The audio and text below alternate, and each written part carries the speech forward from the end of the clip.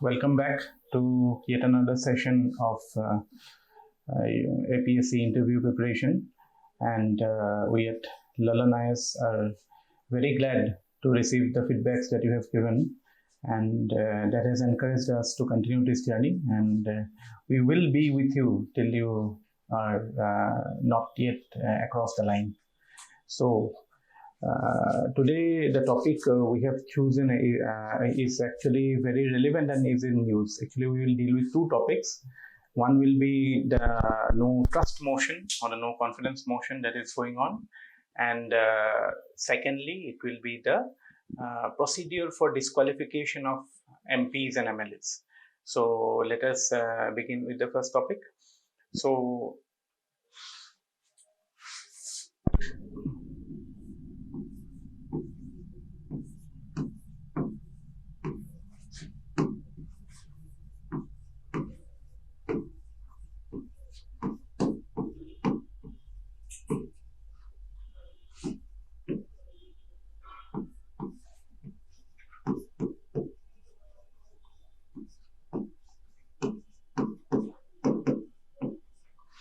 see, the beauty of Indian democracy is that it happens in full public view.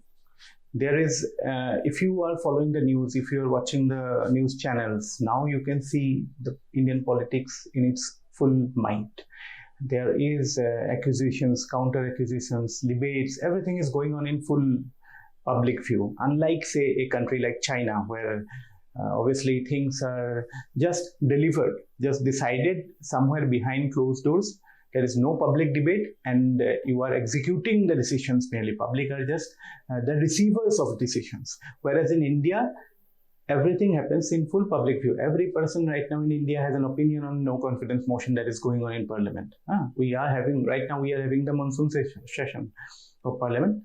Soon, I think today is the last day of the session, so it will be ending soon. But right now, the whole India is politicized. Politicized in the sense that everybody is taking part. They are having an opinion. They are thinking on these lines, and that is the beauty of democracy. It provides the opportunity for people to think in those lines, unlike, say, a country like China. So while we may admire the progress that China has made infrastructurally, economically, and otherwise, but we should always be careful of the fact that what we have, we should not try to get something that we do not have and then lose something we have. We should be very respectful of what we have. So democracy is something that is very important for India, and now everything that we are seeing in Parliament is actually, you can say, flowering of Indian democracy. No matter which side of the debate somebody is, that is a different issue. But if you look it from the bird's eye perspective, then what do you see? You see a fully functional democracy, where people have different opinions, they're debating the opinions. It is really a nice, Aristotle would be proud of what is happening right now. So, no confidence motion. What is a motion? We have studied in Parliament. In polity, we have a topic called Parliament. There we have studied, at least I'm very sure, all those who are appearing, who will be appearing interview are quite aware that there is a topic called motion in the chapter of Parliament. So what is motion? Motion is, you can say, the House expresses its opinion on any matter through passing of motion. Motion, in simple terms, it is the opinion of the House.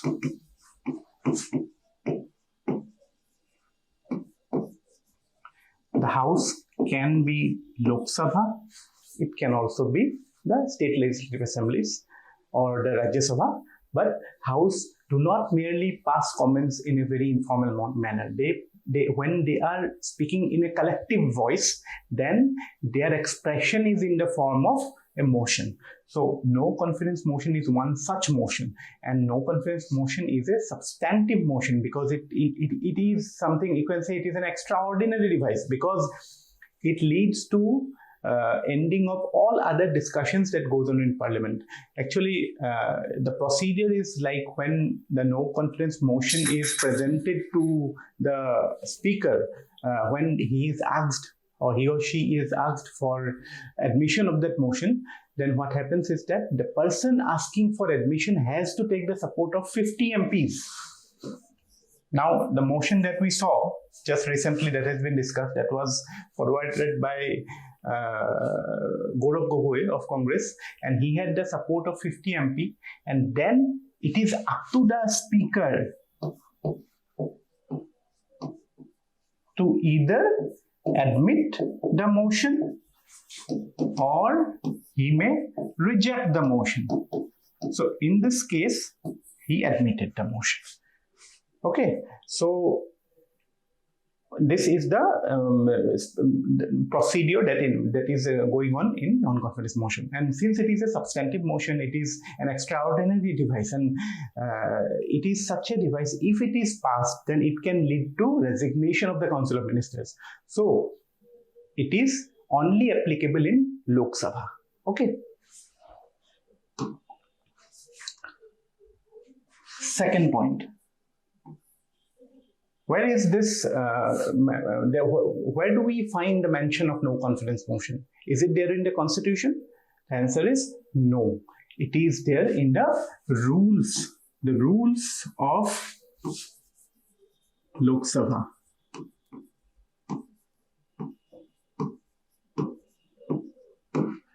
We have certain provisions in the Constitution itself on the procedure that is to be followed in Parliament.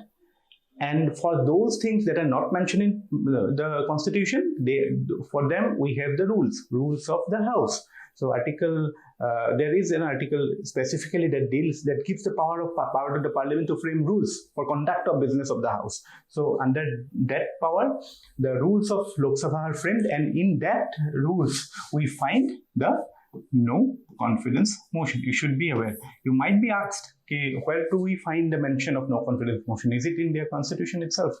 The answer is no. Now, so you have understood two things. One is that it is a very extraordinary device. It cannot be done at any. It cannot be done in a jiffy. It is not like it can be admitted for any sort of purpose. Okay, and it is up to the discretion of the speaker to either admit it or not. And you will find it very interesting. Till date, the first no confidence motion was admitted in the year 1963. That is roughly in the period after the Indo-China War, because that time Congress was under pressure, and Acharya Kriplani, J.B. Kriplani brought in the motion at that point, 1963, but of course it was not passed. There has been till date 27 no confidence motion that has been introduced, but none have been passed. Obviously, if it is to be passed, then it will lead to resignation of the Council of Ministers. But there is an exception in 1979, when the Morarji Desai government was in power. What happened was that just before the discussion of the motion, the Morarji Desai government was sure that they would not be able to stand the test. They would not be able to prove their majority. So they resigned just before the motion. So that way it was, you can say, undecisive.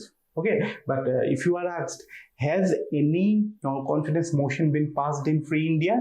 The answer is no. And why this is very significant is that it is a very sporadic event. The last time it happened was in 2018, when the first NDA government, that is the current government, this is the NDA 2, the second NDA government after 2019. The first NDA government also faced such a scenario in 2018, and there also it was not passed. But again, now that leads to the next idea that we will discuss. Then why, since now we are very clear, now also we are very clear that it is impossible for opposition to topple the government. Yeah, one more point. No confidence motion is always brought in by whom?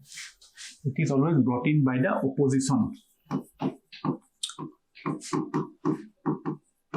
What is the purpose?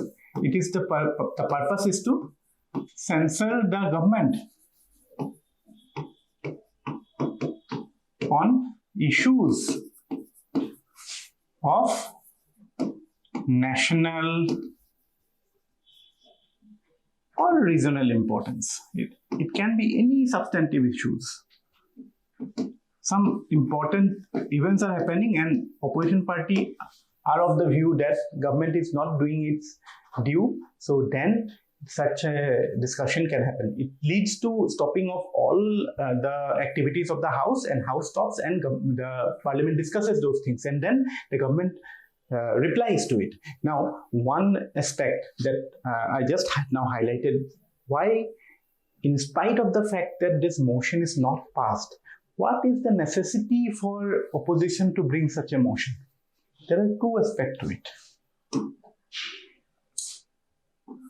Why do oppositions bother to bring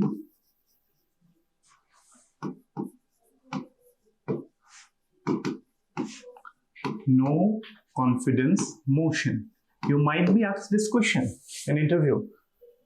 So your reply will be, point number one, it allows the discussion, it allows for discussion of wide-ranging issues.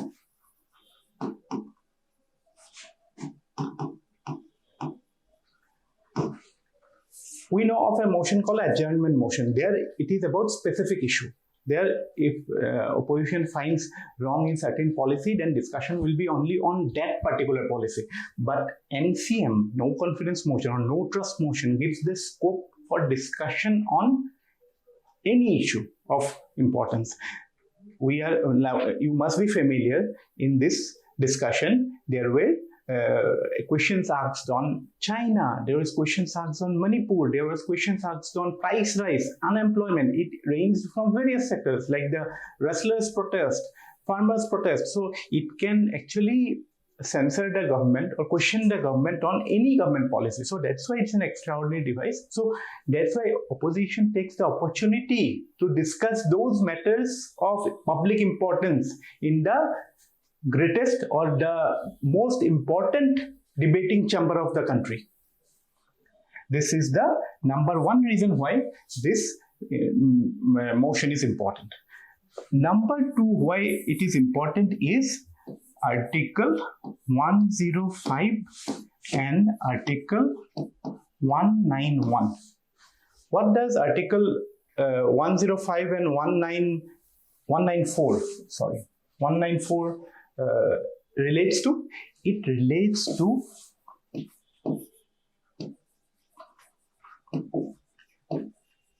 parliamentary privileges. It means that the MPs, or for that matter, if it is brought in a state legislature, then the MLAs, while discussing or debating any issues in the House, are enjoying immunity from any word said or any statement made in the House. You cannot put him in the court, or you cannot sue a person, sue an MP or an MLA for anything said in Parliament. That is to protect the sanctity of the parliamentary debate. So that way, opposition or the party who questions, they have the freedom to speak their mind. They do not have to fear of legal repercussions, because anything said in the Parliament cannot be brought in question of law. Why? Article 105 and 194 protects them. So these two are significant safeguards which actually helps realize the principle of democracy. What is the principle of democracy? It is debate. There should be debate on all issues. There should be question. It is not dictation, it is debate. So when you debate something, then you come at better propositions, better ideas. So that is why, in spite of the fact that no confidence motion cannot be passed, the opposition gives such an important emphasis to this motion. And there is one more aspect. You will see, after the motion, after the debate takes place, and after all the questions raised by opposition, there will be a reply from the Prime Minister of India. So it gives an opportunity not only for the opposition but for the nation as a whole to listen to how the Prime Minister responds to certain you can say questions on policies, certain issues of national importance. So that is another important significance of no confidence motion, because it will lead to your Prime Minister speaking on important issues. So that is why this is important. So all these things should be highlighted by you, and that is why it is very important. Okay.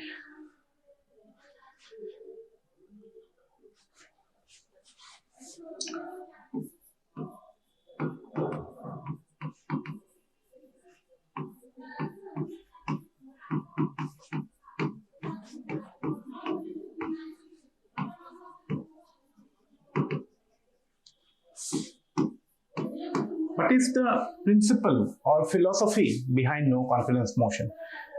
You should.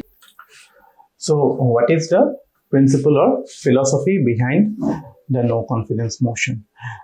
If we think laterally, if we think in a very wide manner, if we should think, we should not accept the statements in polity or any subject of humanities in face value. We should think widely. Why India has such a motion? Is it possible in a non-democratic country, or say even if it is a democratic country, if it is a presidential form of government, like say USA, where the president is a separate organ. Their president is not part of the legislature. Here, the executive president in USA. Now, if we compare USA and India, what happens is that actually, if we check the relation between executive and legislative, then how is the relation in between executive and legislature in USA? It is totally separate. But in India, the executive is part of the legislature. So they are embedded, executive is embedded in legislature. So that is why this is more effective in India, because even if in USA legislature passes a vote of no confidence, or it says that it is not in agreement with the executive, but it will have no impact. But in India, since executive is embedded in legislature, so if a vote of no confidence comes into play, then it essentially means what? It essentially means the Article 75, Clause 3 of the Constitution. That is this one.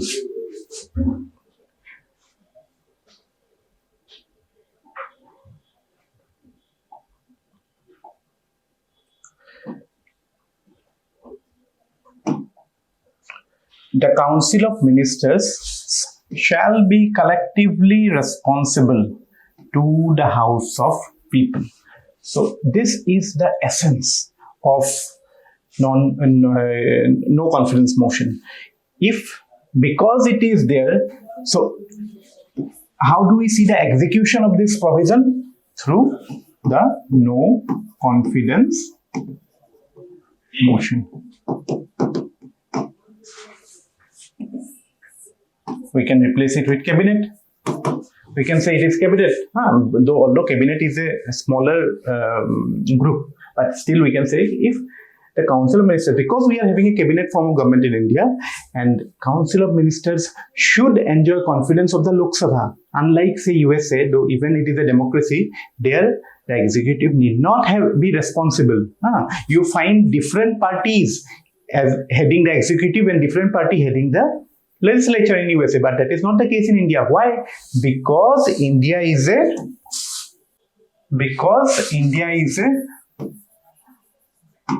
parliamentary democracy.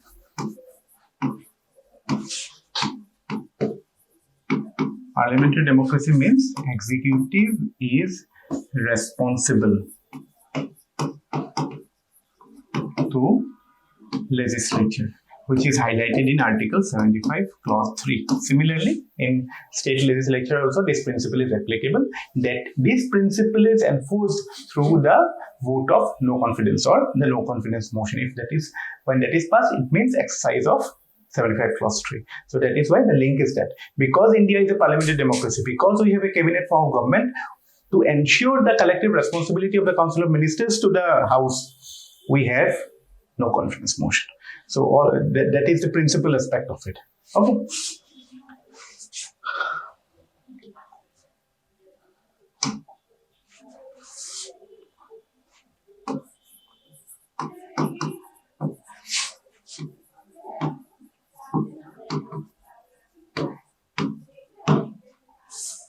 Now, is there anything called vote of confidence? We have heard about no confidence motion, but do you know there is something called vote of confidence also?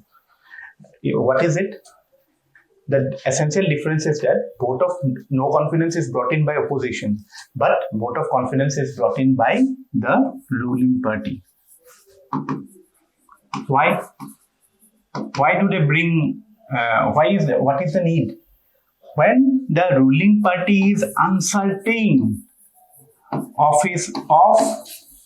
its strength in the legislature, when the ruling party is not sure that it is enjoying majority in the house or not, then it can bring the vote of confidence. Actually, it happens after every general election.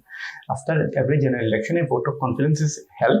Well, the ruling majority, it enforces its majority, or it highlights its majority, and that way it is able to form the government.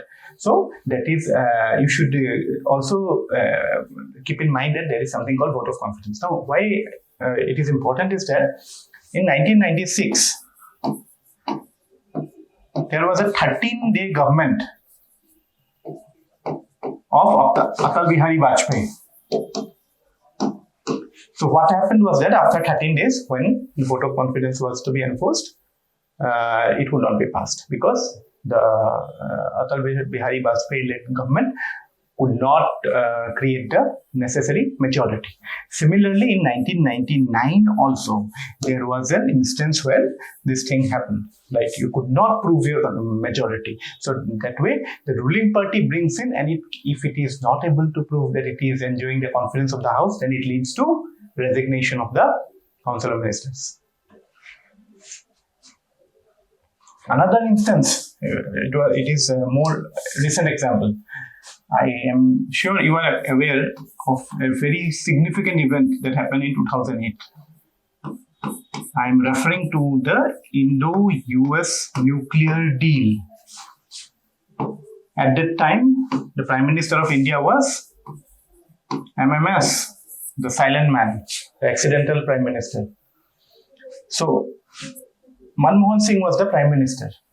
Government was, the ruling coalition was UPA 1. So here, Congress had, I think it was around 151 seats. So to pass the nuclear bill, government or UPA had to go for a vote of confidence, and there it could prove its majority.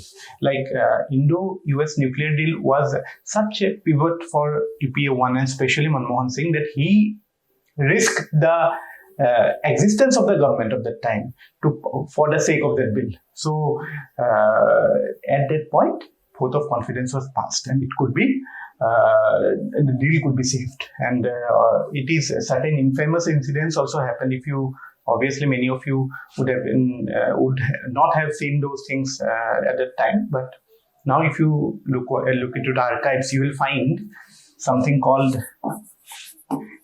cash for votes. This is just a trivia to keep you interested in the topic. There was a flashing of currency notes in Parliament. There was allegation that many MPs were bought to vote in confidence for this, for passing the nuclear bill, or to get the confidence of the House. But yeah, there was this allegation which was like very hot news at the time. So that's like to sum up that thing. Why do we have a vote of confidence or vote of no confidence? It is because the basic principle is that since India is a parliamentary democracy, since India has a cabinet form of government, so to ensure that the cabinet continues to enjoy the confidence of the House, there is this method or there is this instrument. Okay, and this instrument is not mentioned in the Constitution, it is mentioned in the rules of the House. Okay, I think that sums up the topic for the day. Thank you.